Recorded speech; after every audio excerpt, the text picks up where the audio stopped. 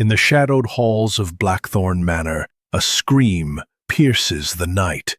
Gerald Compton, a man of wealth and secrets, lies dead, stabbed in the heart with a silver letter opener. Was it greed, revenge, or a hidden past that drove the killer's hand? A glove stained with blood, a stopped clock, a cryptic letter signed R. Each clue points to a different suspect. Can Hercule Poirot, with his brilliant little gray cells, unravel the web of lies before the murderer strikes again?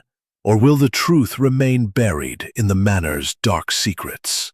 Chapter 1. The Invitation to Blackthorn Manor. The late summer of 1927 draped the English countryside in a golden haze, and Captain Arthur Hastings, retired from the toils of war and now accustomed to the quieter rhythms of civilian life, found himself aboard a train, rattling toward Devon. The invitation had arrived unexpectedly, penned in the elegant looping hand of Lady Beatrice Ashford, mistress of Blackthorn Manor. It was a summons to a weekend gathering, ostensibly to celebrate the engagement of her niece, Miss Clara Ashford, to a young barrister named Lawrence St. John. Hastings, whose acquaintance with the Ashfords was slight, stemming from a chance meeting at a London charity gala, had been surprised but flattered by the invitation. More intriguing, however, was the postscript. Monsieur Hercule Poirot has kindly agreed to join us. I trust you will find the company stimulating. Hastings leaned back in his compartment, the rhythmic clatter of the train soothing his nerves. He adjusted his tie, a shade of burgundy that he hoped struck the right balance between respectability and flair, and glanced at the small leather notebook in his hand. He had taken to jotting down observations, a habit inspired by his friend Hercule Poirot, whose methodical mind never ceased to astonish him. A weekend in the country, Hastings murmured to himself, with Poirot to keep things lively. What could be more agreeable? Blackthorn Manor came into view as the train slowed at a rural station, its silhouette rising against the rolling hills like a sentinel of a bygone era. The manor was a sprawling Elizabethan pile, its stone facade softened by ivy and its mullioned windows glinting in the afternoon sun. A chauffeured Rolls-Royce awaited Hastings, and he was soon whisked along a gravel drive lined with ancient yews. The air carried the scent of roses and freshly cut grass, a quintessentially English perfume that made Hastings feel, momentarily, that all was right with the world. Upon arrival, he was greeted by Lady Beatrice herself, a woman of 60 whose silver hair was swept into an elegant chignon, and whose eyes, sharp as cut glass, betrayed a mind accustomed to command. "Captain Hastings," she said, her voice warm but precise, "how good of you to come. I trust the journey was—" "And Monsieur Poirot?" she inquired, her gaze flickering toward the drive, as if expecting the little Belgian to materialize. "He arrives this evening, I believe," Hastings said. "Some urgent business in London delayed him, but he assures me he will not miss the occasion." Lady Beatrice's smile tightened, a fleeting shadow crossing her face. "Excellent. We shall have a full house, and I am eager for his unique perspective." Hastings was shown to his room, a handsome chamber overlooking the manor's formal gardens, where topiary hedges formed intricate patterns around a marble fountain. He unpacked his suitcase, noting the polished mahogany furniture and the faint creak of the floorboards, which spoke of the manor's venerable age. As he changed into evening attire, he pondered Lady Beatrice's words. A unique perspective suggested more than mere social enjoyment. Was there some undercurrent at Blackthorn Manor that required Poirot's singular talents? The drawing room, where the guests gathered before dinner, was a study in opulence. Crystal chandeliers cast a soft glow over Persian rugs, and portraits of stern-faced Ashfords glowered from the walls. Hastings surveyed the assembled company, his notebook itching to be filled. There was Clara Ashford, the bride-to-be, a radiant young woman of 25, with auburn hair and a nervous laugh that seemed to falter under scrutiny. Beside her stood Lawrence St. John, her fiancé, a tall, handsome man with a barrister's polished manners and a habit of tugging at his cufflinks when addressed. Also present was Dr. Edwin Marshall, a local physician and family friend, whose ruddy complexion and hearty laugh suggested a fondness for port. His wife, Mrs. Evelyn Marshall, was a thin, bird-like woman whose eyes darted about the room as if cataloguing every detail. Then there was Mr. Gerald Compton, a stockbroker and Lady Beatrice's cousin, whose florid face and booming voice dominated the conversation. His daughter, Miss Sylvia Compton, a pale, quiet girl of 20, seemed content to linger in the shadows, her fingers twisting a lace handkerchief. Finally, there was Major Frederick Langley, a retired military man with a clipped moustache and a penchant for recounting tales of his service in India, though his anecdotes were met with polite but strained smiles. Dinner was announced at precisely 7 o'clock, and the party moved to the dining room, where a long oak table gleamed under candlelight. The meal was exquisite: consommé, roast pheasant, and a delicate lemon soufflé, but the atmosphere was curiously strained.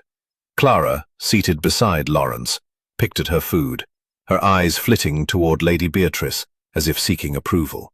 Gerald Compton, meanwhile, launched into a tirade about the stock market, oblivious to Sylvia's quiet attempts to change the subject. Major Langley, perhaps emboldened by the claret, began a story about a tiger hunt. Marshall. Hastings, seated near the head of the table, observed these interactions with growing curiosity. There was something amiss, a tension that simmered beneath the polite chatter. Lady Beatrice, presiding with regal calm, seemed to watch her guests as a chess master might study the board. When the conversation turned to the engagement, Clara's smile faltered, and Lawrence's hand tightened around his glass. "It's a splendid match," Lady Beatrice said, raising her wineglass. "Clara and Lawrence will bring new life to Blackthorn Manor." "Hear, hear," Dr. Marshall said jovially, though his wife's expression remained pinched. "To new beginnings," Gerald Compton added, his tone hearty, but his eyes cold as they rested on Lawrence.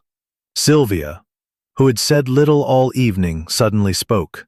"I hope they'll be happy," she murmured, her voice barely audible. "Happiness is so fragile, isn't it?" The table fell silent for a moment, the words hanging in the air like a chill wind. Hastings glanced at Lady Beatrice, whose lips pressed into a thin line before she smoothly changed the subject to the manor's history. As the evening drew to a close, the guests retired to the drawing-room for coffee and brandy. Hastings lingered by the French windows, gazing out at the moonlit gardens. The manor, for all its beauty, felt like a stage set for a drama yet to unfold. He thought of Poirot, whose arrival was now imminent, and felt a stir of anticipation. If there was a puzzle here, and Hastings was certain there was, his friend would unravel it with his customary brilliance. At that moment, a cry pierced the night, sharp and anguished, from somewhere within the manor. Hastings spun around, his heart pounding. The other guests froze, their faces a tableau of shock and fear. Lady Beatrice rose, her composure unshaken but her eyes blazing with urgency. "Stay here," she commanded, striding toward the door. But Hastings, his soldier's instincts awakened, followed her into the darkened corridor, where the echo of that cry still lingered. The shadow of death. The cry that had shattered the calm of Blackthorn Manor still echoed in Captain Hastings' ears as he followed Lady Beatrice Ashford down the dimly lit corridor. The polished oak floor creaked beneath their hurried steps, and the air grew heavy with the scent of old wood and wax. Behind them, the other guests spilled out of the drawing-room, their voices a murmur of alarm and curiosity. Hastings's heart raced, not from fear, but from the instinct that something irrevocable had occurred, something that would draw his friend, Hercule Poirot, into a web of intrigue. Lady Beatrice, her silver hair catching the flicker of the wall dread. At the foot of the stairs, they found Mrs. Hudson, the housekeeper, wringing her hands, her face pale as chalk. "Oh, my lady," Mrs. Hudson gasped, her voice trembling. "It's Mr. Compton, Mr. Gerald Compton. He's dead." The words struck Hastings like a blow. Gerald Compton, the boisterous stockbroker whose loud opinions had dominated the dinner table. Dead? It seemed impossible. Only an hour ago, he had been pontificating about railway shares, his florid face flushed with claret and conviction. "Where is he?" Lady Beatrice demanded, her tone sharp but controlled. "In the library, my lady," Mrs. Hudson replied, pointing toward a set of double doors at the far end of the hall. "I heard the cry and found him there, slumped over the desk. Oh, it's dreadful." Hastings followed Lady Beatrice as she strode toward the library, the other guests trailing behind like a flock of anxious sheep. Clara Ashford clutched Lawrence St. John's arm, her face ashen. Dr. Edwin Marshall, his medical instincts overriding his shock, pushed forward, while his wife Evelyn hung back, her hands pressed to her mouth. Major Langley muttered something about damn bad business, and Sylvia Compton, Gerald's daughter, stood frozen, her lace handkerchief now a crumpled ball in her fist. The library was a cavernous room, its walls lined with leather-bound volumes and its air thick with the musty scent of old paper. A single lamp burned on the desk, casting a pool of light over the grim scene. Gerald Compton lay slumped forward, his head resting on a blotter stained with ink and something darker. A silver letter opener, its handle ornate with filigree, protruded from his back, just below his left shoulder blade. Blood had seeped into his dinner jacket, forming a grim halo around the wound. Hastings felt a pang of nausea, but forced himself to observe the scene, knowing Poirot would expect precision in his recounting. The desk was cluttered with papers, a ledger, a fountain pen, and a half-empty glass of brandy. A window behind the desk stood ajar, admitting a cool night breeze that rustled the curtains. The clock on the mantelpiece read 9:47 p.m., its ticking a stark counterpoint to the silence that had fallen over the room. Dr. Marshall knelt beside the body, his fingers probing for a pulse. After a moment, he shook his head. "He's gone," he said gravely. "The wound must have pierced his heart. Death would have been instantaneous." Clara let out a stifled sob, and Lawrence drew her closer, his jaw tight. Sylvia Compton stared at her father's body, her expression unreadable, as if shock had drained her of all emotion. Major Langley cleared his throat, replied, her voice unsteady. "He said he wanted to review some papers in the library. I brought him a brandy at 8:30, and he was fine then. I heard nothing until that awful cry." "And you saw no one else enter or leave this room?" Lady Beatrice pressed. "No, my lady. The staff were in the kitchen, preparing coffee. The corridor was empty when I passed through." Hastings made a mental note of the time. 8:30 p.m., when Gerald was last seen alive. The cry had come at approximately 9:45 p.m., leaving a window of just over an hour for the crime to have occurred. He glanced at the open window, wondering if an intruder could have slipped in from the gardens, but the thought seemed unlikely. Blackthorn Manor was isolated, surrounded by acres of parkland, and the gravel paths would have crunched underfoot, alerting anyone nearby. Lady Beatrice turned to the group, her gaze sweeping over each face. "No one is to leave this house until the police arrive," she said firmly. "Dr. Marshall, please ensure the body is not disturbed. Mrs. Hudson, send for the local constable and inform him of the situation. Captain Hastings, I trust you will assist in maintaining order until your friend Monsieur Poirot arrives." "Of course, Lady Ashford," Hastings replied, though he felt a twinge of unease at the responsibility. He was no detective, merely a loyal friend to one, but he would do his best to observe and report. As the guests dispersed, their faces a mixture of shock and suspicion, Hastings lingered in the library, his eyes scanning the room for anything out of place. The papers on the desk caught his attention, a ledger filled with columns of figures, some circled in red ink. Beside it lay a crumpled envelope, addressed to Gerald Compton, postmarked London, with the seal broken. Hastings resisted the urge to touch it, knowing Poirot would disapprove of any interference with potential evidence. The sound of a car engine rumbled outside, and Hastings' heart lifted. Poirot had arrived. He hurried to the entrance hall, where the little Belgian detective was stepping out of a taxi, his patent leather shoes gleaming under the moonlight. Poirot's moustache was as impeccable as ever, its points curled with precision, and his green eyes sparkled with curiosity despite the late hour. "Mon ami Hastings," Poirot exclaimed, his voice rich with warmth. "You have the look of a man who has seen a ghost. What has happened to disturb the peace of this fine manor?" Hastings recounted the evening's events in a rush, from the strained dinner to the discovery of Gerald Compton's body. Poirot listened intently, his head tilted slightly, his fingers stroking his moustache as if coaxing his little grey cells into action. "Most interesting," Poirot murmured when Hastings finished. "A murder in a library." Hastings confirmed. "Lady Beatrice has forbidden anyone to leave until the police arrive." "Bien," Poirot said, his eyes narrowing. "Then we shall begin at once. Show me to this library, Hastings, and let us see what secrets it holds." As they made their way to the library, Poirot's presence seemed to steady Hastings' nerves. The detective's calm, methodical demeanor was a beacon in the chaos of the night.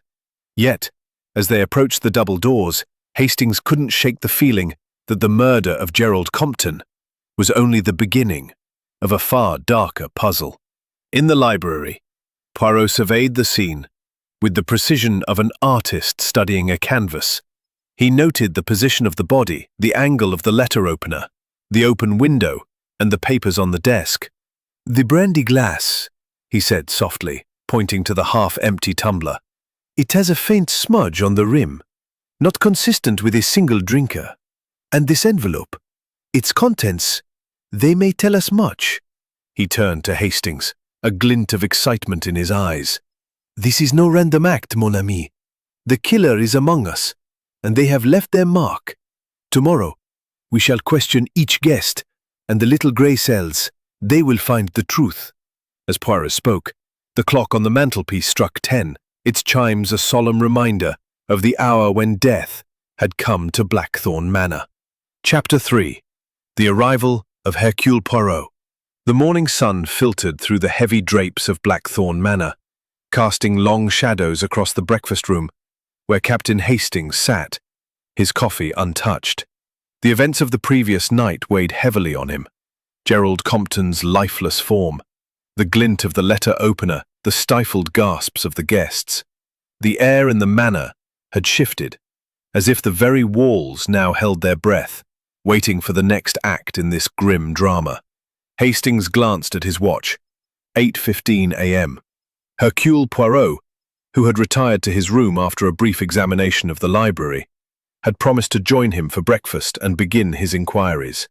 Hastings could scarcely wait to see his friend's mind at work, unraveling the tangle of suspicion that now enveloped the household. The breakfast room was a study in strained civility. Lady Beatrice Ashford presided at the head of the table, her expression composed but her eyes watchful, like a hawk surveying its territory. Clara Ashford, pale and drawn, toyed with a piece of toast, her engagement ring catching the light as her hand trembled. Lawrence St. John, her fiancé, sat beside her, his face a mask of concern, though Hastings noted the way his fingers drummed softly on the tablecloth, a nervous habit perhaps. Dr. Edwin Marshall, his ruddy cheeks less vibrant than the previous evening, ate heartily, as if determined to maintain normalcy, his toast with deliberate strokes, while Sylvia Compton, Gerald's daughter, sat in silence, her eyes red-rimmed but dry, her plate untouched. The door opened, and Hercule Poirot entered, his small, neat figure a stark contrast to the somber mood. His patent leather shoes gleamed, his moustache was impeccably curled, and his green eyes sparkled with an alertness that belied the late hour of his arrival the previous night. "Bonjour, mes amis," he said, his voice bright but measured. I trust you have all slept, though perhaps not well, under the circumstances." Lady Beatrice rose, her smile polite but strained. "Monsieur Poirot, we are grateful for your presence. This tragedy has shaken us all. Please, join us." Poirot inclined his head and took a seat, accepting a cup of coffee from the footman with a nod of thanks. Hastings, seated beside him, leaned in eagerly. "What's the plan, Poirot?" he whispered. "The police will be here soon, but I dare say you've already formed some ideas." Poirot's lips twitched in a faint smile. "Patience, mon ami. The little grey cells, they are only beginning to stir. But rest assured, every detail of last night is fixed in my mind. We shall proceed methodically, as always." He turned his attention to the table, his gaze sweeping over the assembled company. "It is a sad occasion that brings us together this morning," he said, his tone grave. "Monsieur Gerald Compton, a man of vigour and opinion, has been taken from us in a most brutal manner. I, Hercule Poirot, have been asked by Lady Ashford to lend my assistance until the authorities arrive. I assure you, I shall do so with the utmost diligence." A murmur rippled through the room, a mix of relief and unease. Major Langley cleared his throat. "Damned good of you, Poirot. The sooner this is sorted, the better. Can't have a murderer running loose." "Quite so," Poirot replied, his eyes narrowing slightly, "and to that end I must ask for your cooperation. Each of you was present last night when Monsieur Compton met his end. Each of you may hold a piece of the puzzle, whether you know it or not." Clara's hand tightened around her napkin, and Lawrence placed a protective hand on her arm. "Surely you don't suspect any of us," he said, his voice smooth but edged with defensiveness. "Gerald was, well, he could be abrasive, but who would want him dead?" Poirot raised an eyebrow. "That, Monsieur St. John, is precisely what I intend to discover. The truth, it hides in the smallest details, the glance, the word, the moment that does not fit. I shall begin by asking each of you to account for your movements between 8:30 p.m., when Monsieur Compton was last seen alive, and 9:45 p.m., when the cry was heard." A heavy silence fell. Sylvia Compton's fingers twitched, and she spoke in a low voice. "I was in my room," she said. Mademoiselle Clara. Clara hesitated, her eyes darting to Laurence. "I was in the drawing room with Laurence and Aunt Beatrice. We were discussing the wedding plans." "Indeed," Poirot said, turning to Lady Beatrice. "And you, madame, can confirm this?" Lady Beatrice inclined her head. "Yes, Clara, Laurence and I were together until the cry was heard. Then we all rushed to the library." Dr. Marshall cleared his throat. "Evelyn and I were in the billiard room. I was teaching her a new technique for the cue.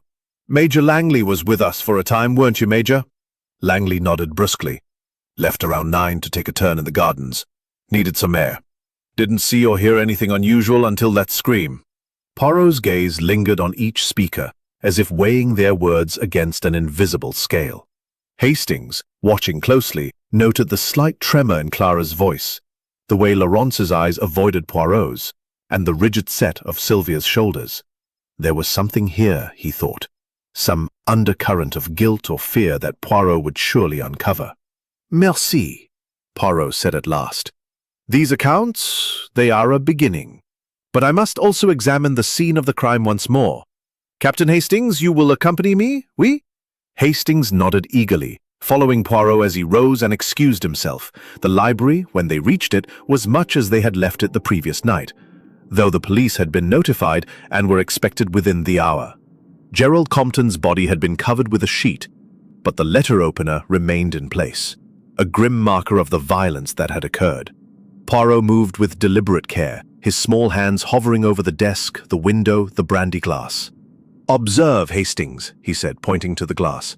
"The smudge I noted last night. It is not lipstick, as one might expect, but a trace of powder, perhaps from a glove.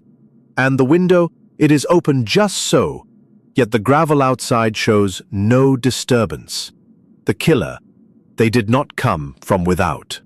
Hastings frowned. "So it must be someone inside the house. But who and why?" Poirot's eyes gleamed. "The why, mon ami, is the key. Gerald Compton was a man of wealth and influence, but also, perhaps, of enemies.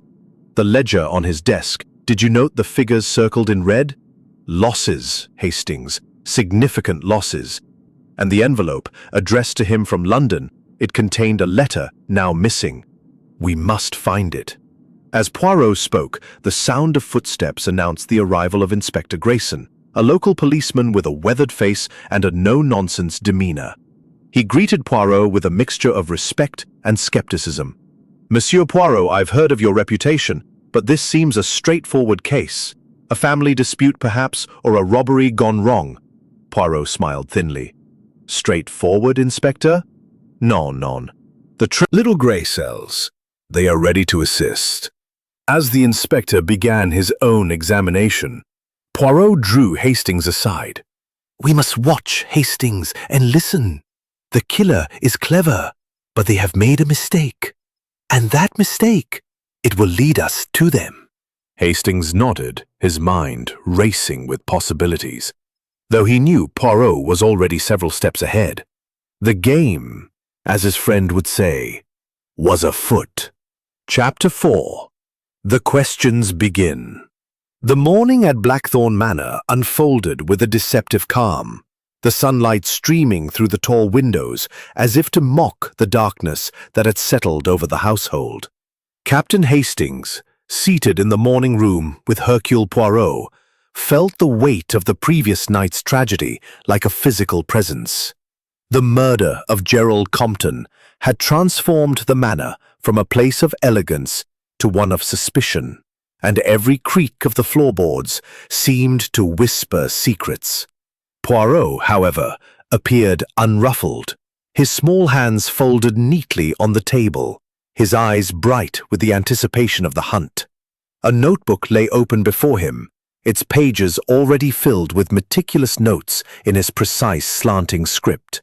Inspector Grayson had taken charge of the official investigation, but he had agreed, somewhat grudgingly, to allow Poirot to conduct his own inquiries in parallel.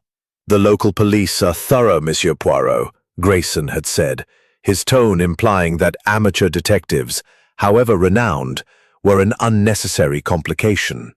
Poirot had merely smiled, his mustache twitching, and assured the inspector that his methods would complement, not obstruct, the official efforts. Now, as the clock struck 10, Poirot prepared to interview the guests, each of whom had been summoned to the morning room one by one.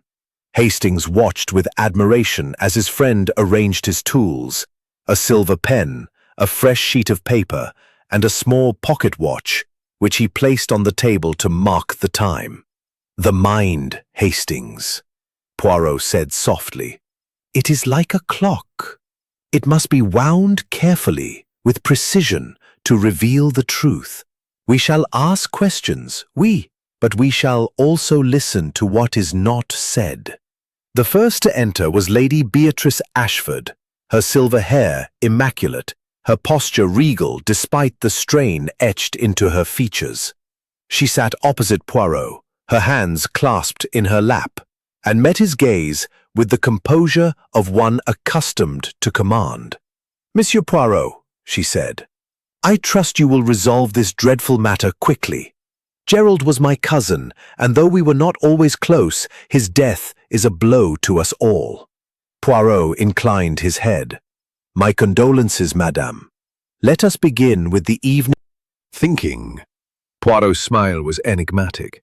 I think only what the facts permit, Monsieur St. John. Tell me, did you see Monsieur Compton after dinner? No, Lawrence said. He went off to the library and I stayed with Clara. The interviews continued through the morning.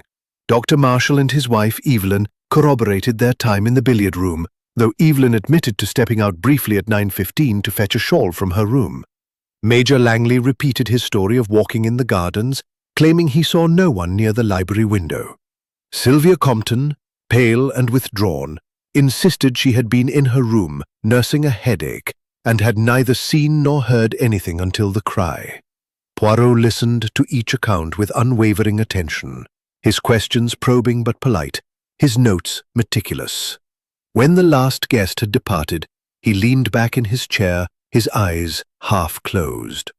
"What do you make of it, Hastings?" he asked. Hastings rubbed his chin. "They all have alibis, but they're so convenient.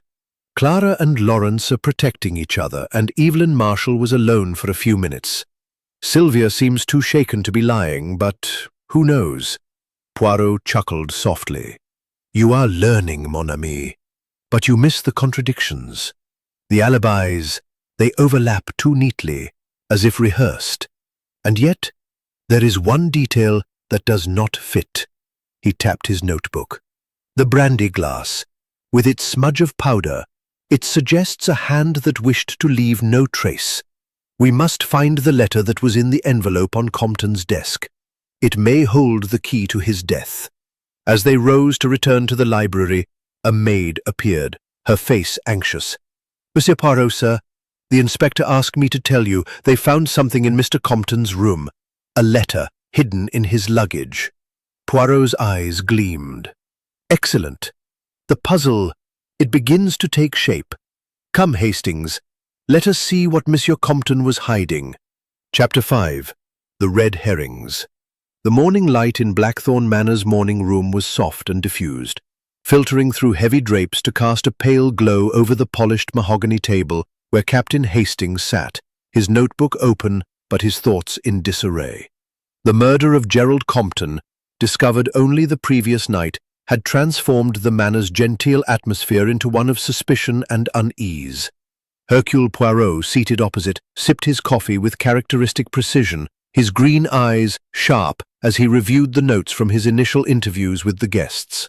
Hastings, still reeling from the grim scene in the library, the letter opener, the stopped clock, the blood-stained blotter, marveled at his friend's calm demeanor. Inspector Grayson, the local policeman, had taken charge with a brisk efficiency that Hastings found reassuring, if a touch overconfident. The inspector, with his weathered face and no-nonsense manner, seemed A single suspect. Lawrence St. John, Clara Ashford's fiancé.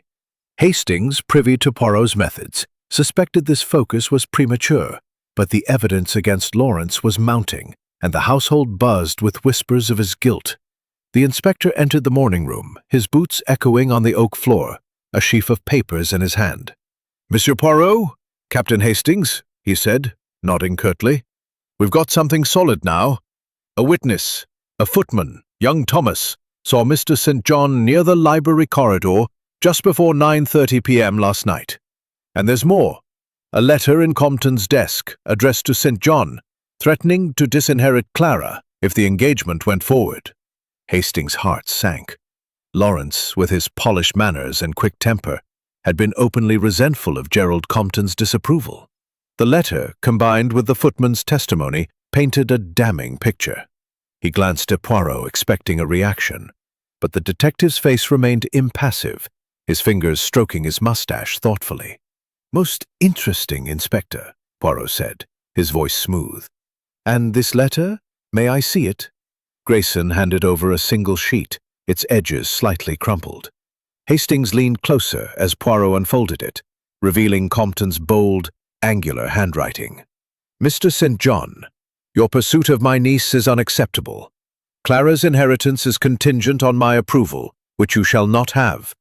Cease this engagement, or I shall ensure she receives nothing. G. Compton." Poirot's eyes narrowed as he read, and Hastings could almost see the gears turning in his friend's mind. "This letter, it is direct, oui? But tell me, Inspector, where was Monsieur St. John when the cry was heard at 9:45 p.m.? "With Miss Ashford and Lady Beatrice in the drawing-room," Grayson admitted, his tone grudging. "But he could have slipped out earlier, stabbed Compton, and returned before anyone noticed. The footman's statement places him near the library at the right time."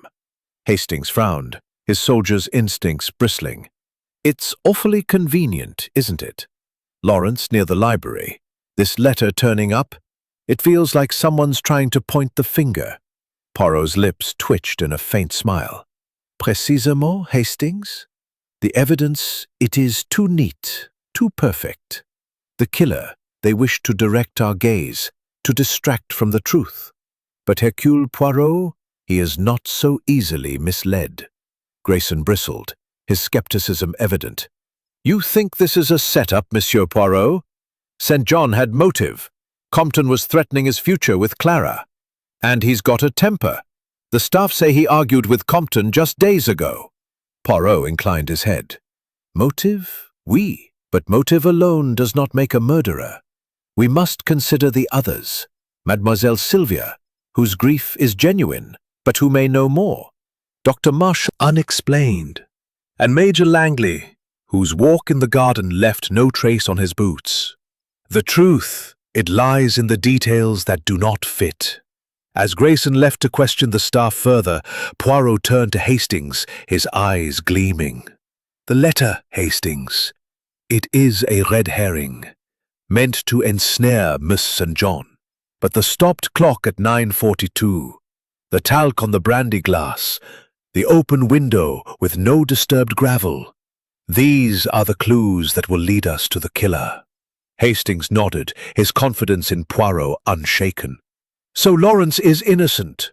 Not innocent, perhaps, Poirot said, but not guilty of murder. We must look deeper, mon ami, and the little grey cells, they will find the way. As they rose to rejoin the investigation, Hastings felt a surge of anticipation. The net was tightening, and Poirot was ready to unravel the deception. The late morning light filtered through the library windows of Blackthorn Manor, casting a golden glow over the shelves of leather-bound books and the grim scene that still lingered in Captain Hastings' mind. The memory of Gerald Compton's body, slumped over the desk with a letter opener in his back, was as vivid as the moment he had first seen it. Now, 2 days after the murder, the manor seemed to hold its breath, its inhabitants moving with the cautious tread of those who know a killer walks among them. Hercule Poirot, however, was undeterred, his small figure radiating a quiet confidence as he stood in Gerald Compton's bedroom, examining the letter that had been discovered hidden in the lining of the dead man's suitcase. Hastings stood beside him, his curiosity piqued but tempered by the frustration of not seeing what Poirot saw. The room was modest for a man of Compton's wealth, its furnishings functional rather than luxurious. A 4-poster bed, a wardrobe, a writing desk, and a single armchair by the window. The suitcase, now open on the bed, had yielded the letter, a single sheet of heavy cream paper, folded twice and slightly creased, as if it had been read and reread with care. Poirot held the letter delicately, his gloved fingers tracing the edges. "Observe, Hastings," he said, his voice low but vibrant with excitement. "This letter, it is not what it seems. The postmark is London, dated 3 days ago, but the ink, it is fresh, too fresh for a letter that has travelled. And the handwriting, regardez, the loops of the G and the flourish of the Y, it is precise, almost too perfect." Hastings peered over Poirot's shoulder, trying to decipher the significance. The letter was brief, addressed to Gerald Compton in a bold, slanting script. "My dear Compton, your concerns are noted, but I urge caution. The matter we discussed must remain." Compton was involved in something shady. Poirot's eyes gleamed. "Shady, perhaps, but it is the timing that intrigues me, mon ami. The letter is dated 3 days ago, yet it was hidden, not discarded. Why? And the ink, smell it, Hastings. It has the faint tang of freshness, not the dryness of a letter posted days ago." Hastings sniffed cautiously, detecting a faint metallic scent. "You mean it was written here, in the manor?" "Précisément," Poirot said, folding the letter and placing it in his pocket. "This is no ordinary correspondence. It is a clue, Hastings, a thread in the tapestry of this crime. But we must find the other threads." They returned to the morning room, where Inspector Grayson awaited them, his weathered face set in a scowl. The inspector had spent the morning interrogating the staff, convinced that Lawrence St. John, with his known animosity toward Compton, was the prime suspect. The man had motive, Grayson had said earlier, brandishing a witness statement from a maid who overheard Lawrence arguing with Compton about money days before the murder, and no one can confirm his exact whereabouts between 9:15 and 9:45 p.m. He says he was with Miss Ashford, but she's too besotted to be reliable. Poirot, however, had dismissed the inspector's theory with a wave of his hand. Merchant John is too obvious, Inspector. The killer, they are cleverer than that. We must look for the inconsistency, the detail that does not fit. Now, as they sat in the morning room, Poirot turned his attention to a small object on the table, a silver cigarette case, engraved with the initials G.C., found among Compton's belongings. It had been overlooked by the police, deemed unimportant, but Poirot had requested it be brought to him. He opened it, revealing a single cigarette, its paper slightly crumpled, and a faint smudge of red wax on the interior lid. "Mon Dieu," Poirot murmured, his eyes narrowing. "This wax. It is curious, no? It matches the seal of the envelope found on Compton's desk, yet the letter inside was missing. And this cigarette, observe the tip. It is not tobacco alone. There is a residue, a powder perhaps." Hastings leaned closer, his heart quickening. "Poison?" he whispered. "Perhaps," Poirot said, closing the case with a snap. "But we must test it. And we must ask ourselves, why a cigarette case with only one cigarette? And why the wax, which suggests a seal, when the letter itself was so carefully hidden?" Before Hastings could respond, a soft knock interrupted them. Sylvia Compton entered, her pale face drawn, her eyes flickering with unease. "Monsieur Poirot," she said, her voice— "This mistake, what did he say of it?" Sylvia twisted her handkerchief. "He didn't say much, only that someone was pressuring him. He mentioned a name. Robert, I think, but I didn't hear more. He was frightened, Monsieur Poirot. I've never seen him like that." "Robert," Poirot repeated, his eyes darting to the letter in his pocket. "And this cigarette case, did your father smoke often?" Sylvia shook her head. "Rarely. He kept that case more for show, a gift from a business associate years ago. He'd offer cigarettes to guests, but seldom smoked himself." Poirot nodded, dismissing her gently. As she left, he turned to Hastings. "The cigarette case, the letter, the name Robert, they are pieces of the puzzle, Hastings. But the inconsistency lies in the time. The cry was heard at 9:45, yet the clock in the library was stopped at 9:42. A mere 3 minutes, but it is enough to unsettle the alibis." Hastings frowned. "The clock stopped? I didn't notice." "Précisément," Poirot said, a smile playing on his lips. "It is the detail that does not shout but whispers. Someone stopped that clock, perhaps to confuse the time of death. We must find who and why." As they prepared to rejoin the others, Hastings felt a shiver of anticipation. Poirot was closing in, his little grey cells weaving a net that would soon trap the killer. Chapter 7. More Lies Surface. The afternoon sun hung low over Blackthorn Manor, casting long shadows across the manicured lawns and deepening the sense of unease that had settled over the household. Captain Hastings, standing by the window of the morning room, watched as a pair of rooks circled above the yew trees, their cries sharp against the stillness. The murder of Gerald Compton, now 2 days past, had woven a web of suspicion around the guests, and each conversation seemed to tighten the threads. Hercule Poirot, seated at the table with his notebook open, appeared as composed as ever, his moustache perfectly symmetrical, his eyes glinting with the quiet intensity of a man who knew the truth was within reach. The discovery of the letter signed R and the cigarette case with its curious red wax smudge had given Poirot a focal point, but Hastings could sense his friend's mind was working on a broader canvas, piecing together fragments of behavior, alibis, and motives. The stopped clock in the library, fixed at 9:42 p.m., had intrigued Poirot most of all, suggesting a deliberate act to obscure the time of death. Now, as the investigation deepened, Hastings felt the weight of hidden truths pressing in, waiting to be uncovered. Poirot had requested a private meeting with each guest again, this time to probe deeper into their relationships with Gerald Compton. "The surface Hastings," he had said earlier. "It is polished and Marshall, his ruddy face flushed with a mixture of indignation and nerves. He sat heavily, his hands clasped on the table, and fixed Poirot with a defiant stare. "I've told you everything, Monsieur Poirot," he said. "Evelyn and I were in the billiard room until that cry. What more do you want?"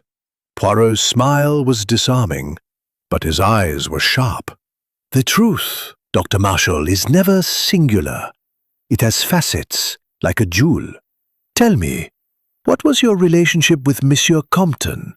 Were you friends, or was there discord?" Marshall's jaw tightened. "Gerald was a patient, nothing more. A bit of a hypochondriac, always fussing about his heart. I prescribed him a tonic last month, but he was in good health, despite his complaints."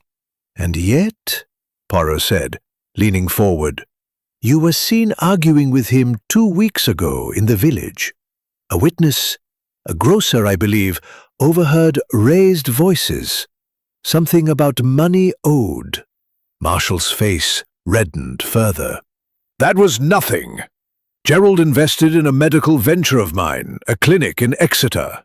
It didn't pan out, and he was sore about it. But it was business, not personal." Poirot made a note, his pen moving with deliberate precision. "And this venture, did it involve others in this house?" Marshall hesitated, his eyes flickering toward the door. "No," he said curtly. "Just Gerald and me." As Marshall left, Hastings whispered, "He's hiding something, Poirot. That hesitation. It's as good as a confession." "Not a confession, mon ami," Poirot replied, "but a crack in the facade. We shall see what others reveal." Next came Evelyn Marshall, her thin frame wrapped in a shawl, her eyes darting nervously. Poirot's questions were gentle but relentless, probing her brief absence from the billiard room at 9:15 p.m. to fetch her shawl. "You were alone for how long, Madame Marshall?" he asked. "Only a few minutes," she said, her voice high and strained. "I went to my room, found my shawl and returned. I saw no one." "And your husband's venture with Monsieur Compton," Poirot continued. "Did it cause tension in your household?" Evelyn's hands twisted the shawl. "Edwin was upset about it, yes. Gerald was demanding. He wanted his money back, threatened to ruin Edwin's reputation. But we had nothing to do with his death." Poirot nodded, dismissing her gently, but his eyes lingered on the door as she left. "The fear, Hastings," he said softly. "It is not only for her husband, but for herself. She knows more than she says." The interviews continued, each revealing a new questioned, admitted to a heated argument with Compton the week before, but swore he had been with Clara during the murder. The most revealing moment came with Sylvia Compton. She entered the room pale and trembling, her lace handkerchief now a tattered relic of her grief. Poirot's tone was kind, almost paternal, as he asked about her father's fears in the days before his death. "You mentioned the name, Mademoiselle Compton, Robert. Did your father say more about this person?" Sylvia's eyes filled with tears. He said Robert was someone from his past, someone who knew things. Father was scared, Monsieur Poirot. He said he'd made a terrible mistake years ago and that it was coming back to haunt him." Poirot leaned forward, his voice soft but insistent. "And this mistake, what was its nature?" "I don't know," Sylvia whispered. "He wouldn't tell me. But he kept a locked box in his study at home. He said it held papers that could ruin him." Poirot's eyes gleamed. "A locked box, you say? And where is this box now?" "I don't know," Sylvia said, her voice breaking. "He never brought it here. But he was so agitated, checking his suitcase, muttering about letters." As Sylvia left, Poirot turned to Hastings. "The letter signed Arles. The cigarette case, the stopped clock, and now a locked box.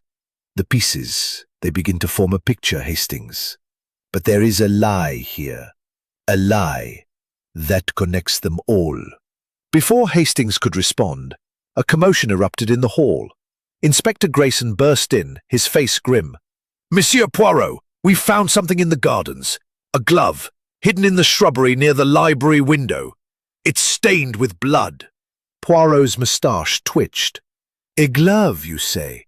With powder inside, perhaps, like the smudge on the brandy glass?" Grayson blinked, startled. "How did you—" "Yes, there's powder. Talc, I'd wager."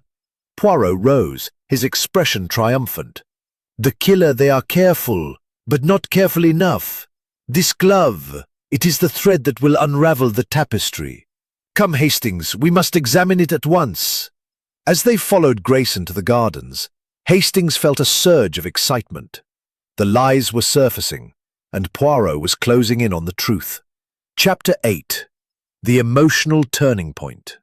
The gardens of Blackthorn Manor, usually a haven of orderly beauty, seemed to Captain Hastings to have taken on a sinister air as he followed Hercule Poirot and Inspector Grayson through the rose-lined paths.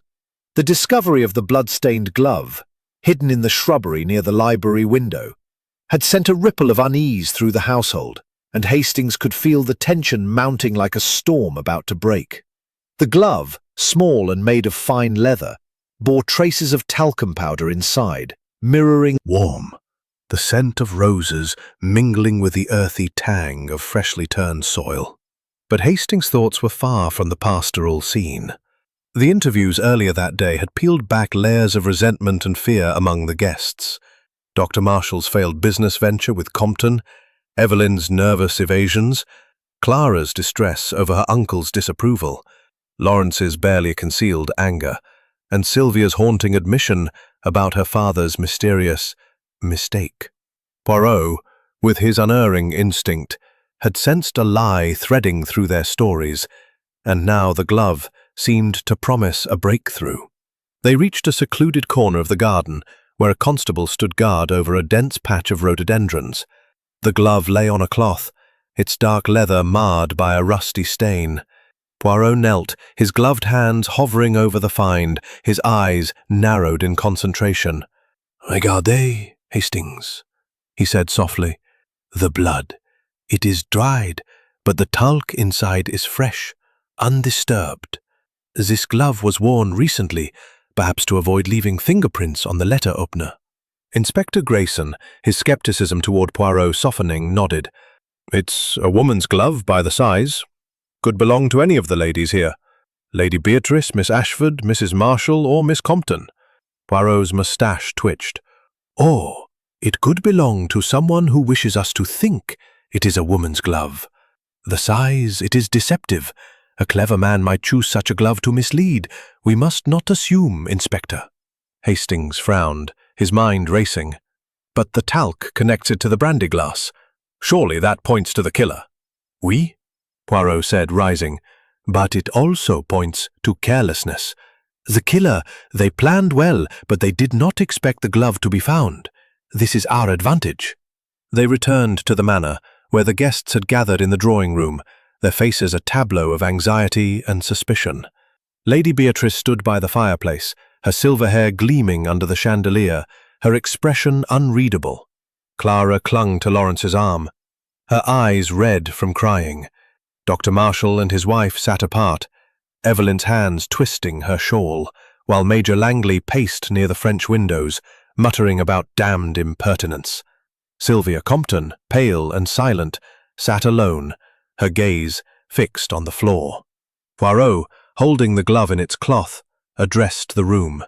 "Mesdames et messieurs," he said, his voice calm but commanding, "a new piece of evidence has come to light. This glove, found near the library, bears the blood of Monsieur Compton and the powder that matches a smudge on his brandy glass. I ask you now, who recognizes this glove?" A collective gasp rippled through the room. Clara's hand flew to her mouth, and Evelyn Marshall— "But I swear, Monsieur Poirot, I didn't use it to do that." The room erupted in murmurs. Lorraise stepped forward, his face flushed. "This is absurd. Sylvia, you don't have to say anything, Monsieur Poirot. You're accusing an innocent girl based on a glove." Poirot raised a hand for silence. "I accuse no one, Monsieur St. John. I seek only the truth. Mademoiselle Compton, when did you last see this glove?" Sylvia's eyes filled with tears. "I don't know. I wore them to church last Sunday, but I noticed one was missing when I returned. I thought I dropped it in the village." Poirot nodded, his gaze softening. "And you are certain you did not wear it on the night of the murder?"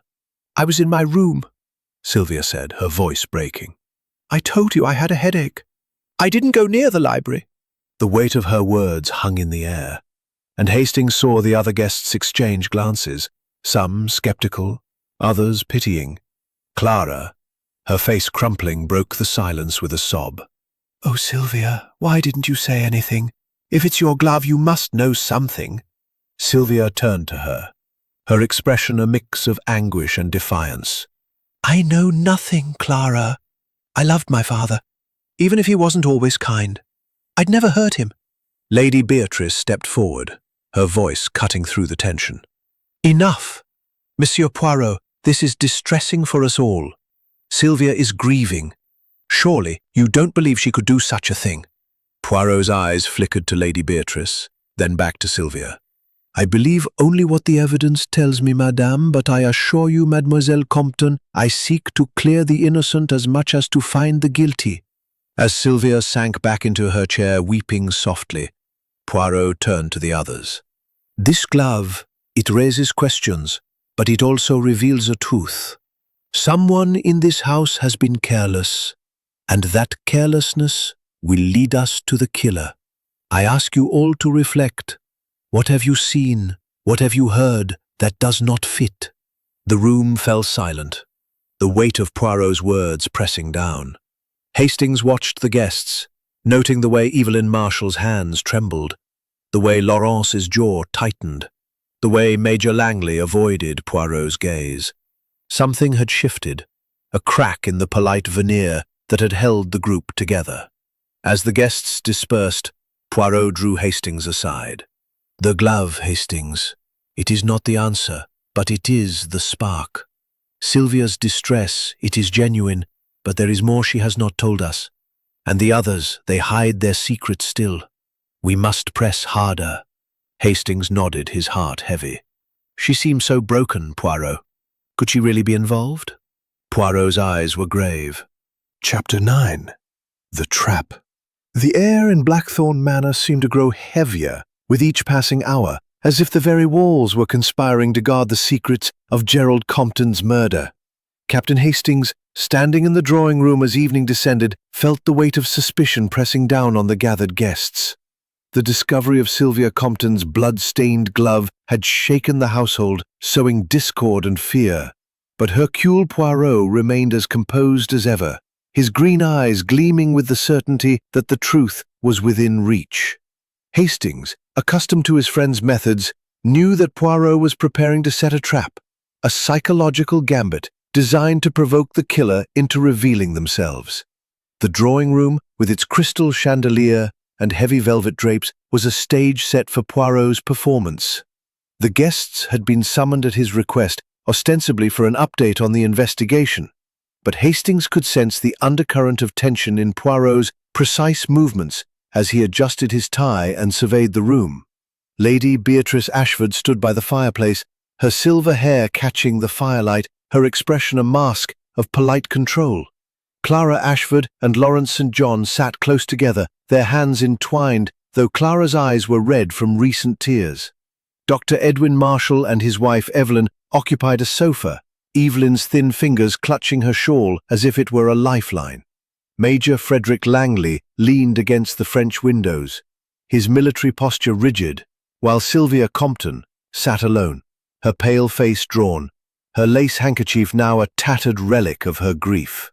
Inspector Grayson stood near the door, his weathered face set in a scowl, clearly skeptical of Poirot's theatrics, but unwilling to interrupt. The constable who had found the glove hovered nearby, holding the evidence in its cloth, ready to present it at Poirot's signal.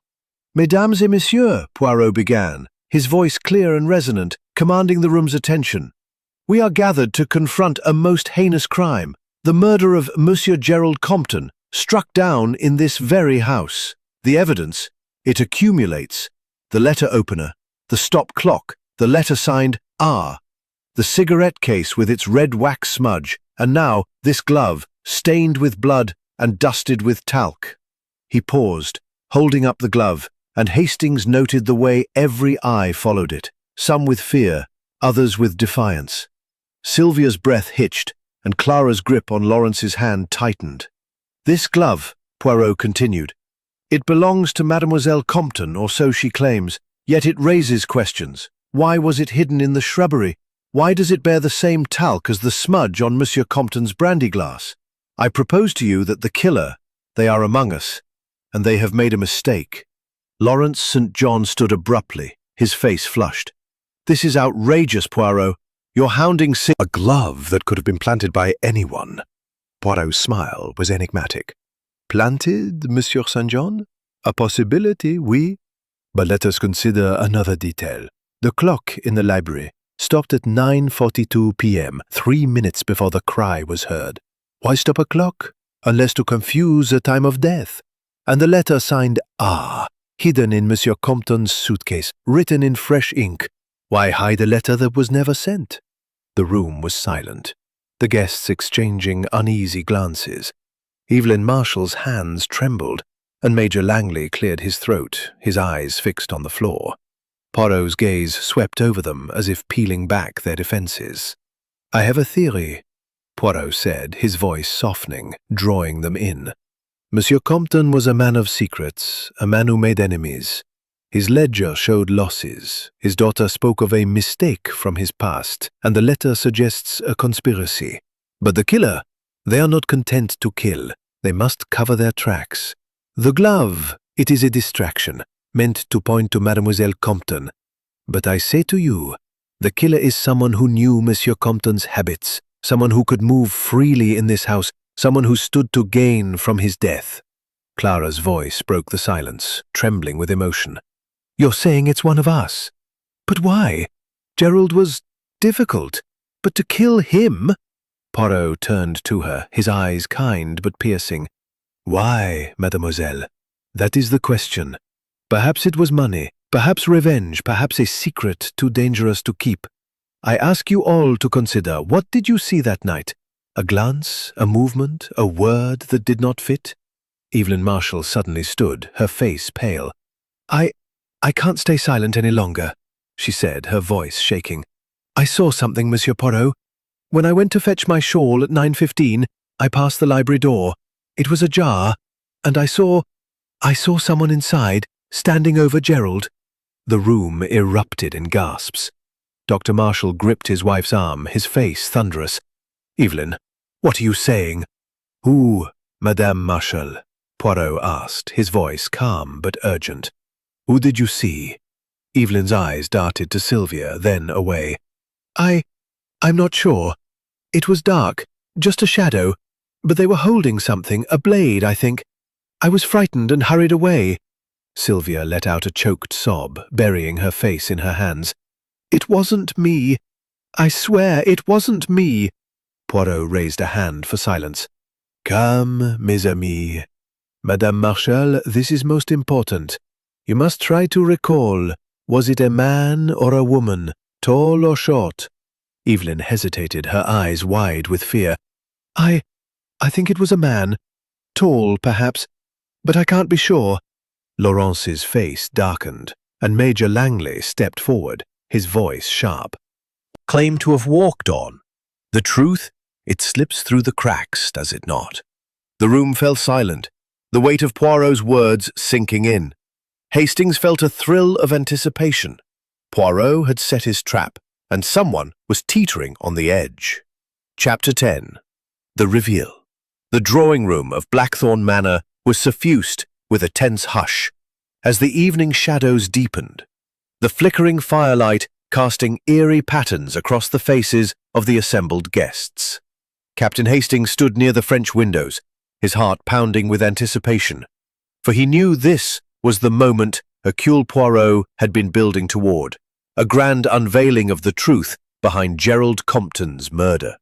The little Belgian detective stood at the center of the room, his small frame commanding attention, his moustache impeccably curled, his green eyes gleaming with the certainty of a man who had unraveled a complex puzzle.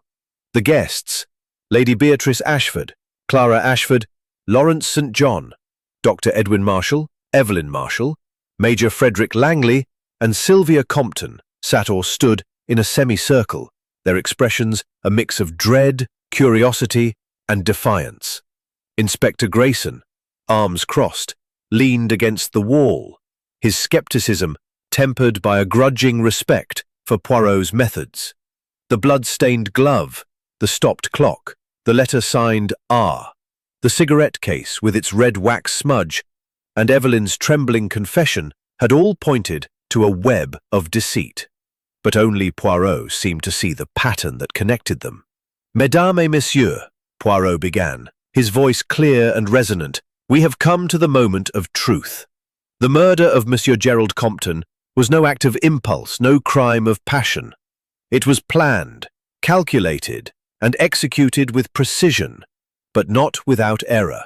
The killer, they are among us, and tonight Hercule Poirot will reveal their identity." A murmur rippled through the room, and Hastings noted the way Clara's hand tightened on Lawrence's, the way Evelyn's eyes darted to her husband, the way Sylvia's shoulders stiffened.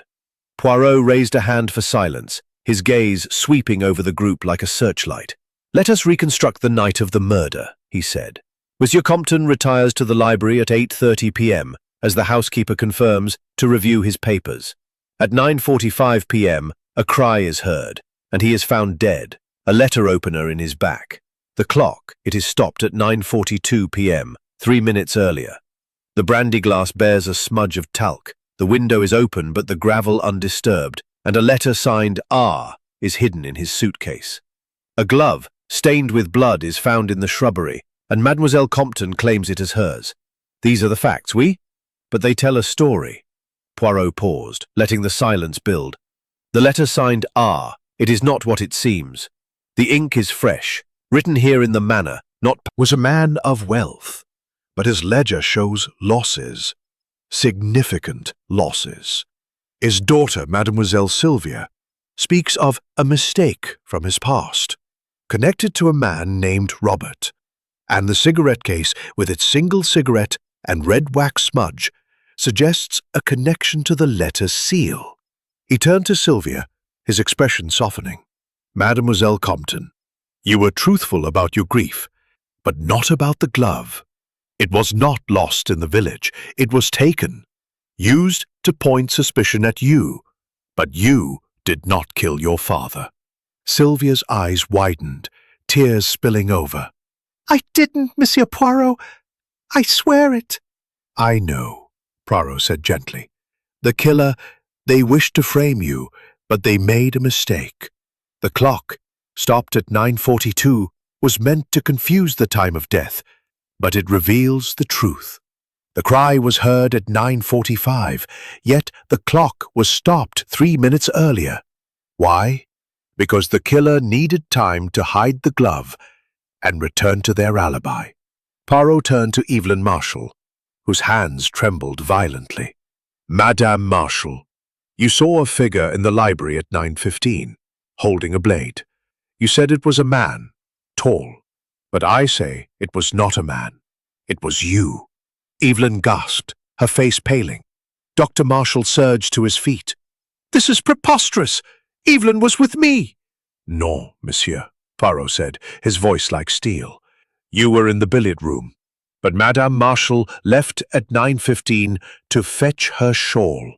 She had time to enter the library, where Monsieur Compton was already dead, killed earlier by her hand. The letter opener was hers, taken from her own writing desk, and the glove, Sylvia's glove, was used to cover her fingerprints. The talc, it matches the powder she uses for her gloves, a habit she shares with no other lady here." Evelyn's voice was a whisper. "No, you're wrong." Poirot continued, Relentless. The motive, it was money and fear. Monsieur Compton had invested in your husband's failed clinic, but he discovered that you, Madame Marshall, had falsified the accounts, siphoning funds for yourself. He threatened to expose you, to ruin you both. You wrote the letter signed R, for your maiden name, Roberts, to lure him into a false sense of security, suggesting a meeting in London, but you acted first, killing him in the library between 8:45 and 9, stopping the clock to confuse the timeline, and hiding the glove to implicate Sylvia. Dr. Marshall's face was thunderous. You have no proof. Poirot produced the cigarette case. This, monsieur, contains a cigarette laid forward, his face grim. Mrs. Marshall, you'll come with me. As Evelyn was led away, Poirot turned to Hastings, his expression somber. The little grey cells, they have done their work, mon ami, but the cost of truth, it is always heavy. Chapter 11. The Reflection. The aftermath of Evelyn Marshall's confession hung over Blackthorn Manor like a lingering fog, muting the usual elegance of its halls. The evening had given way to a quiet night, the stars visible through the tall windows of the drawing-room, where Captain Hastings sat with Hercule Poirot. The fire in the hearth had dwindled to embers, casting a soft glow over the room, and the other guests had retired, their faces marked by shock and relief that the truth had been uncovered. Evelyn Marshall was now in the custody of Inspector Grayson, who had departed with her to the local police station, his earlier skepticism replaced by a grudging admiration for Poirot's brilliance. Hastings, nursing a glass of brandy, felt a mix of awe and melancholy. The case had been solved, the killer unmasked, yet the resolution brought no joy. The image of Evelyn's tear-streaked face, her trembling admission of guilt, lingered in his mind. He glanced at Poirot, who sat with his hands folded, his green eyes fixed on the flickering embers, his expression one of quiet contemplation. You did it, Poirot, Hastings said, breaking the silence. You saw through the lies, the glove, the clock, everything. But I must say, it's a grim business. Poor Sylvia, to have been nearly blamed for her father's murder. Poirot nodded, his moustache twitching slightly. Oui, mon ami, it is always a grim business when the human heart turns to such darkness. Madame Marshall, she acted out of fear and greed, but her actions have left a wound that will not easily heal. Hastings leaned forward, his curiosity undimmed. How did you know it was Evelyn? The glove pointed so strongly to Sylvia, and Lawrence seemed such a likely suspect with his quarrel with Compton. Poirot's eyes sparkled with the satisfaction of explaining his method. The little grey cells, Hastings, they do not rest. From the beginning, I saw the contradictions. The glove, it was too convenient, left in the shrubbery to be found. Sylvia, she is a gentle soul, her grief genuine. But Madame Marshall, her nervousness, her vague alibi, her brief absence from the billiard room, it pointed to opportunity. The talc on the glove matched the powder she used, a small detail she could not erase. And the letter signed R? Hastings asked. That was a clever touch, making us think of some mysterious outsider. Précisément, Poirot said, tapping his fingers together. The letter was her masterstroke, written to Cigarette confirmed her intent to incapacitate Monsieur Compton before the fatal blow. The stopped clock. It was her attempt to confuse the timeline, but it betrayed her. 3 minutes, Hastings. Such a small interval, but enough to unravel her plan. Hastings shook his head, marveling. You make it sound so simple, Poirot, but I was lost in the fog, Lawrence's temper, Sylvia's glove, Major Langley's odd behaviour in the garden. Poirot chuckled softly. The fog, it is where the amateur stumbles, mon ami. But for Hercule Poirot, it is merely a challenge to the order and method. Each clue, each lie, it fits into the mosaic. The killer, they always leave a trace. A flaw in their design. A silence fell, and Hastings sensed Poirot was reflecting on more than just the case. What now, Poirot? He asked. The case is solved. But the manor feels broken. Poirot's gaze softened, his voice taking on a philosophical tone. The truth, Hastings, it is a double-edged sword. It brings justice, but also pain. For Mademoiselle Sylvia, there is the loss of her father. For Mademoiselle Clara, the betrayal of a family friend. For all, the illusion of safety is shattered. But we, who seek the truth, we must accept this burden. It is the price of order in a world of chaos. He rose, smoothing his jacket with a precise gesture. Come, mon ami, the night grows late, and tomorrow we return to London. Blackthorn Manor has given up its secrets, and Hercule Poirot, he is satisfied. Hastings followed, pausing at the door to glance back at the drawing room. The fire had died, leaving only shadows, and he felt a pang of sympathy for the guests who remained, their lives forever altered by the events of the past few days. As they stepped into the cool night air, Poirot's words echoed in his mind. The truth was a heavy burden, but one they had carried to its conclusion. Chapter 12. The Aftermath. The morning after Evelyn Marshall's confession dawned crisp and clear over Blackthorn Manor, the golden light of late summer doing little to dispel the sombre mood that clung to the estate. Captain Hastings stood at the window of his room, gazing out at the gardens where the rhododendrons, once a hiding place for the blood-stained glove, now seemed merely ornamental. The resolution of Gerald Compton's murder had brought a kind of peace, but it was a fragile one, tinged with the bitterness of betrayal and loss. Hastings packed his suitcase with a heavy heart, his thoughts drifting to the guests whose lives had been irrevocably altered by the events of the past few days. Hercule Poirot, ever punctual, had announced their departure for London that afternoon, his work at the manor complete. Yet Hastings knew his friend was not one to leave a case without tying up every loop. Murmur from the breakfast room, where the remaining guests had gathered.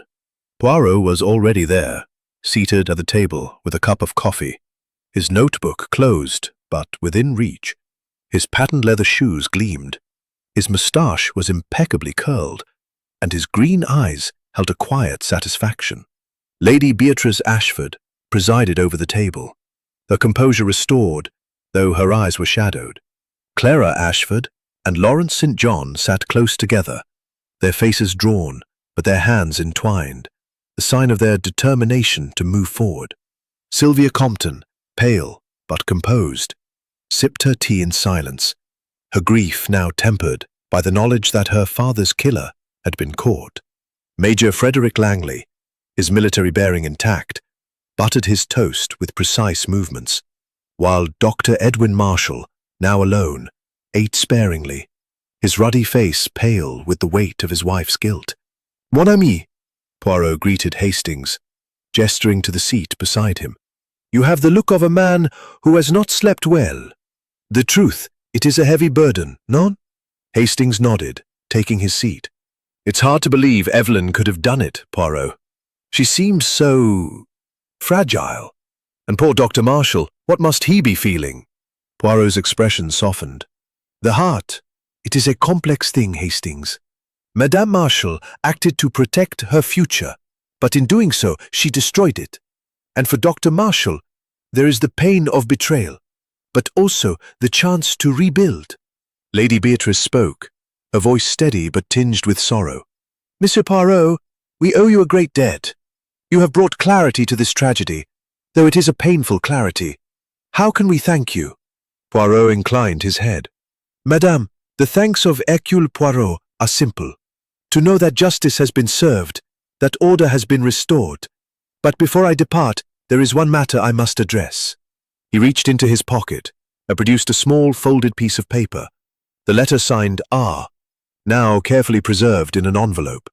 This letter, he said, it was the key to unlocking Madame Marshall's guilt, but it also speaks of a larger truth. Monsieur Compton's mistake, as Mademoiselle Sylvia called it, was not merely financial. It was a secret he shared with Madame Marshall, a secret that drove her to murder. Sylvia looked up, her eyes wide. What secret, Monsieur Poirot? You said my father was frightened. Did it have to do with this Robert? Poirot nodded. Oui, mademoiselle. The R was not a person, but a disguise. Madame Marshall, as Evelyn Roberts, had known your father years ago, when they were involved in a fraudulent business scheme. The details, they are in the locked box you mentioned, which Inspector... He threatened to expose her, and she acted to silence him. Dr. Marshall's fork clattered to his plate. Evelyn, she never told me, he murmured. I thought the clinic's failure was my fault. Poirot's gaze was compassionate. You were deceived, monsieur, but you are not to blame. The truth, it sets you free, though the cost is great. Clara, her voice trembling, spoke up. And what of us, Monsieur Poirot? This house, this family, it feels tainted now. Poirot turned to her, his voice gentle. Mademoiselle, the taint is not in the house, but in the actions of one who has been removed. You and Monsieur St. John, you have a future to build. Let this be a new beginning. As the meal ended, Poirot rose, signaling to Hastings. Come, mon ami. Our train awaits, and London calls. The little grey cells, they have earned their rest. They stepped into the hall, where their luggage was already waiting. As the chauffeur loaded the car, Hastings glanced back at Blackthorn Manor, its stone facade serene in the morning light.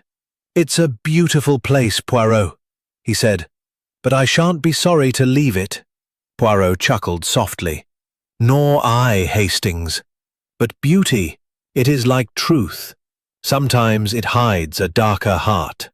Let us go and leave Blackthorn to heal. As the car pulled away, Hastings felt a sense of closure, tempered by the lingering echoes of the case. Poirot, beside him, gazed out at the passing countryside, his mind already turning to the next puzzle, the next triumph of his little grey cells. Chapter 13. The Quiet Departure. The train to London clattered rhythmically through the Devon countryside, its steady motion a soothing counterpoint to the turmoil Captain Hastings had witnessed at Blackthorn Manor. Seated in a first-class compartment, he gazed out at the rolling hills, their golden hues softened by the midday sun. Beside him, Hercule Poirot sat with his hands folded neatly in his lap, his eyes half closed. Though Hastings knew his friend's mind was far from idle. The resolution of Gerald Compton's murder had left a mark on them both, but where Hastings felt the weight of the tragedy, Poirot seemed to carry only the satisfaction of a puzzle solved. The compartment was quiet, save for the occasional rustle of Poirot's newspaper and the distant whistle of the train. Hastings, still processing the events, broke the silence. "It's a strange feeling, Poirot," he said, his voice low. "We've caught the killer, restored order, as you say, but I can't help thinking of those left behind, Sylvia, Clara, Dr. Marshall. Their lives won't be the same." Poirot, Dr. Marshall, there is the chance to rebuild, though it will be painful. Hastings nodded, his thoughts drifting to the final moments in the breakfast room, where the guests had grappled with Evelyn Marshall's betrayal. "You were remarkable, Poirot," he said. "The way you pieced it all together, the glove, the clock, the letter. I thought Sylvia was done for when that glove turned up." Poirot's moustache twitched with a faint smile. "The glove, Hastings. It was the killer's mistake, meant to mislead but too obvious for Hercule Poirot. Madame Marshall, she was clever, but not clever enough. The talc, the fresh ink of the letter, the stopped clock at 9:42, they were the threads that led to her. And the cigarette case, with its sedative-laced cigarette, confirmed her intent to incapacitate Monsieur Compton before the fatal blow." Hastings leaned back, marveling. "That cigarette case? I'd never have thought to check it for poison. How did you know?" Poirot tapped his temple. "The little grey cells, mon ami. They see what others overlook. The single cigarette, the red wax smudge matching Madame Marshall's writing desk. It was a clue hidden in plain sight. And the letter signed R, written in her hand as Evelyn Roberts. It was her attempt to create a phantom conspirator. But the truth, it always leaves a trace." Hastings frowned, a lingering question nagging at him. What about Major Langley? His story about the garden walk seemed shaky, and his boots were clean, as you pointed out. Was he hiding something? Poirot's eyes gleamed with amusement. The Major. He is a man of pride, Hastings. His walk was a pretext to smoke a cigar in private, away from Lady Beatrice's disapproval. I found the stub in the shrubbery, near where the glove was hidden. He saw nothing, but his secrecy made him appear suspicious. A red herring, no? Hastings chuckled, shaking his head. You always see through the fog, Poirot. I was ready to suspect everyone. That is why you are the perfect companion, Hastings, Poirot said, his tone warm. Your heart, it feels the human drama, while my mind seeks the order beneath it. Together, we are formidable. The train slowed as it approached a small station, and Poirot glanced at his pocket watch. We shall be in London by evening, mon ami. A hot bath, a good meal, and perhaps a glass of sirop de cassis to restore the spirits. Hastings smiled, the weight of the case lifting slightly. And then what? Another mystery, I suppose? Poirot's eyes twinkled. The world, it is full of mysteries, Hastings, and where there is disorder, Hercule Poirot will be there to restore it. But for now, we rest. As the train pulled away from the station, Hastings looked out at the passing countryside, feeling a sense of closure. Blackthorn Manor was behind them, its secrets. 14. The final threads. The train to London hummed along, its steady rhythm a stark contrast to the turmoil that had defined the past few days at Blackthorn Manor. Captain Hastings, seated opposite Hercule Poirot in their first-class compartment, watched the passing countryside with a sense of quiet relief. The golden fields and hedgerows, bathed in the soft light of late summer, seemed to belong to a world untouched by the darkness of murder and deceit.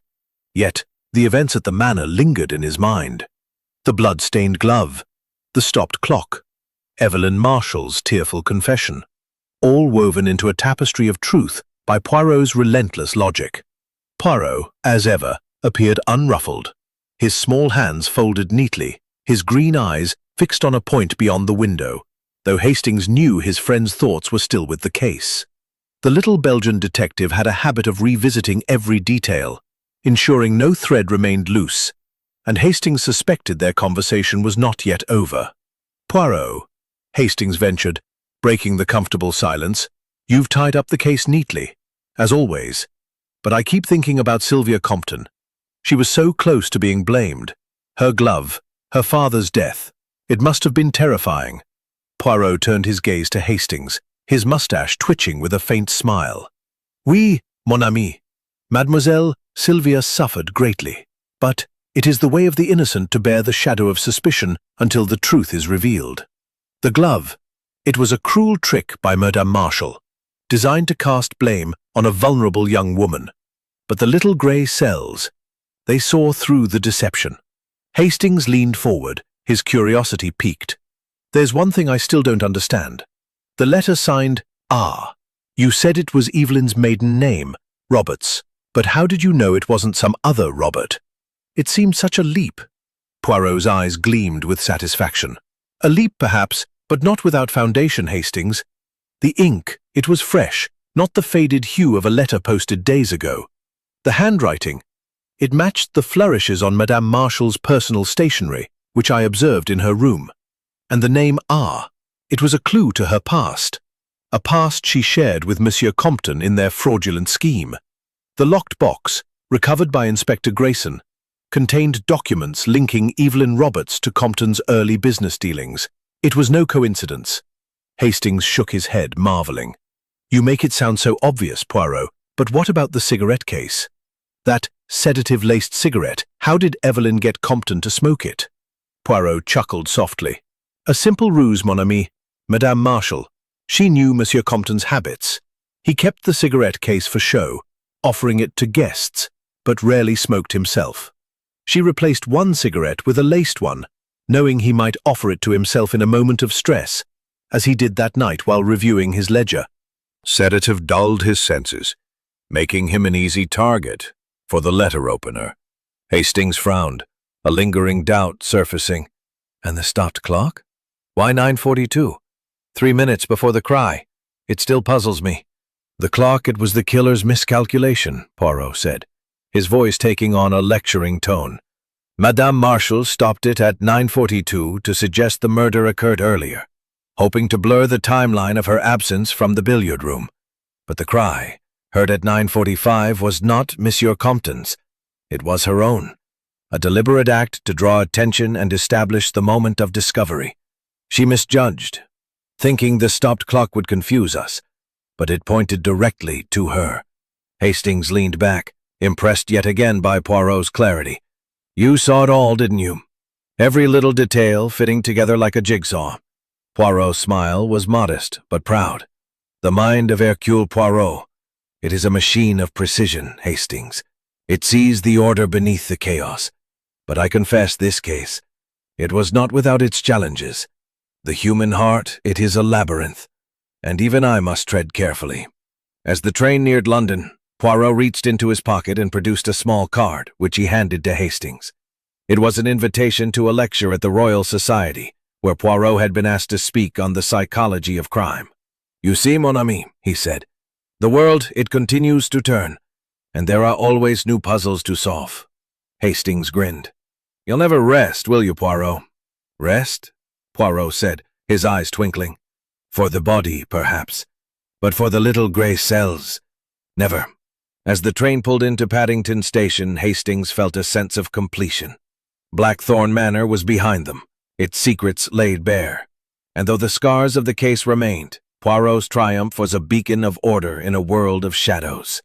The familiar bustle of London greeted Captain Hastings as he and Hercule Poirot stepped off the train at Paddington Station, the clamour of porters and the hum of city life a sharp contrast to the oppressive silence of Blackthorn Manor. The late summer sun hung low, casting long shadows across the platform, and Hastings felt a sense of relief to be back in the capital, where the echoes of murder and deceit seemed to fade into the vibrant pulse of the city. Poirot, impeccable in his tailored suit and polished shoes, carried his small suitcase with the air of a man who had completed a task and was already looking to the next. As they hailed a taxi, Hastings glanced at his friend, whose green eyes were bright with the quiet satisfaction of a case resolved. The murder of Gerald Compton had been a complex puzzle, but Poirot's little grey cells had unraveled it with their usual precision, exposing Evelyn Marshall's desperate act and freeing the innocent from suspicion. Yet as the taxi wove through the crowded streets toward their... Hastings felt a lingering unease, a need to reflect on the human cost of the truth they had uncovered. Poirot, he said, settling into the leather seat. It's done, isn't it? The case is closed, Evelyn's in custody, and Blackthorn Manor can begin to heal. But I keep thinking of Sylvia. Her grief, her fear. Will she ever recover? Poirot's moustache twitched, and he turned his gaze to Hastings, his expression a blend of compassion and pragmatism. Mon ami, you are ever the sentimentalist, and it is a quality I admire. Mademoiselle Sylvia, she has lost much, her father, her trust, but she is young, and the young are resilient. The truth, it has freed her from the shadow of suspicion, and with time she will find her way. Hastings nodded, though his thoughts drifted to the other guests. Clara and Lawrence, their engagement now unburdened by Gerald's threats. Dr. Marshall facing the ruin of his marriage, and Lady Beatrice, whose composure had masked a deep sorrow. It's a strange thing, Poirot, he said. You bring order, but it comes at such a cost. Does it ever weigh on you? Poirot's eyes softened, and he leaned back, his hands folded neatly.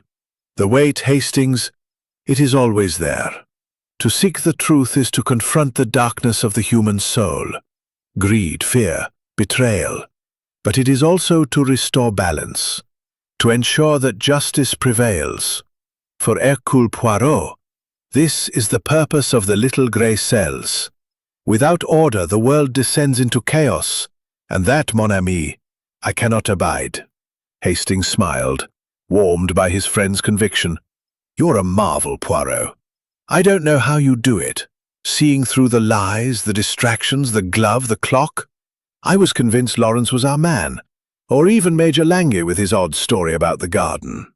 Poirot chuckled, a rare sound that lightened the mood. The Major, he was a distraction, but only to himself. His cigar stub, hidden in the shrubbery, was no more than a man's attempt to avoid a scolding from Lady Beatrice. And Mad St. his temper made him a convenient suspect, but his love for Mademoiselle Clara was genuine. No, it was Madame Marshall's careful planning, the sedative in the cigarette, the forged letter, the stolen glove that betrayed her. The stopped clock at 9:42, it was her fatal error, revealing the true time of the murder. The taxi pulled up to Poirot's flat, and the two men stepped out into the bustling street.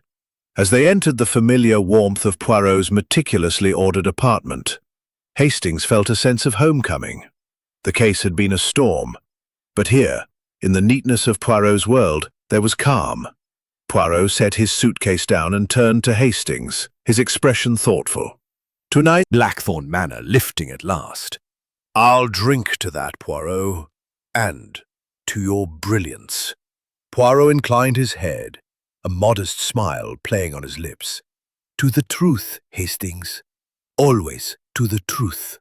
As they prepared for their evening, the city of London hummed around them, a world of mysteries waiting to be solved. But for now, Hercule Poirot and his loyal friend were content to savor the quiet triumph of a case well closed.